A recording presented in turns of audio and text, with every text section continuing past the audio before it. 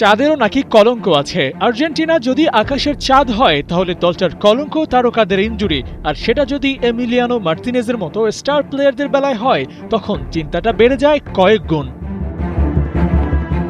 Champion হওয়ার রেসে বাকিদের থেকে এগিয়ে আছে আর্জেন্টিনা। ওদের পারফরম্যান্স আর খেলার ধরন বলছে কাতার বিশ্বকাপের থেকে কোনো অংশেই পিছিয়ে নেই, বরং কোনো কোনো জায়গায় আছে এগিয়ে। কিন্তু উঠতে থাকা এই দলটাতেই বাসা বেঁধেছিল ইনজুরি। মেসি, আলভারেজের সাথে এমিলিয়ানো মার্তিনেজও ছিলেন এই তালিকায়। গ্রুপ পর্ব শেষ হওয়ার আগে সবাই সুস্থ হয়ে গেলেও তখনও ইনজুরিটা সারেনি এমিলিয়ানো মার্তিনেজের। জর্ডান ম্যাচের পর নিজের আঙুল নিয়ে টিআইসিকে স্পষ্ট করে জানিয়েছেন এখনও ব্যথা অনুভব করেন, অনুশীলনেও থাকতে হয় সাবধান হয়ে।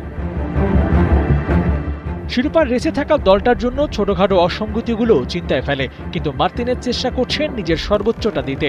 নকআউট স্টেজের জন্য প্রস্তুতিটা ঠিক কেমন, এমন প্রশ্নের জবাব দিয়েছেন স্বস্তির উত্তর। স্প্লিন্ট ছাড়াই খেলবেন এই ম্যাচে।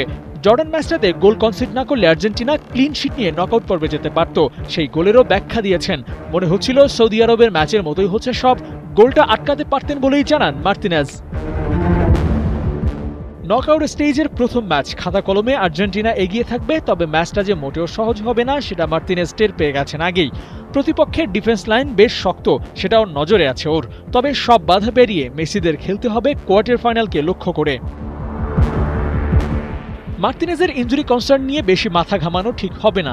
একদিকে দিবু সুস্থ হয়ে উঠছেন, অন্যদিকে কেপ ভার্দে গোল স্কোরিংয়েও খুব একটা সুবিধা করতে পারছে না। গ্রুপ পর্বে কেবল এক ম্যাচে গোলের দেখা পেয়েছে তারা। তবে প্ল্যান যদি করতেই হয় ফরওয়ার্ড লাইনকে নিয়েই হোক। স্পেন সৌদিকে যেভাবে রুখে দিয়েছে কেপ ভার্দে, তাতে এই ডিফেন্স লাইনের বিরুদ্ধে এক্সেপশনাল ফুটবল খেলতেই হবে। 90 মিনিটের মধ্যেই জয় নিশ্চিত করতে হবে। টাই ব্রেকারে গেলে তখন আবার ব্যাপারটা গড়াবে ভিন্ন দিকে। আবু নাইম, ৭১।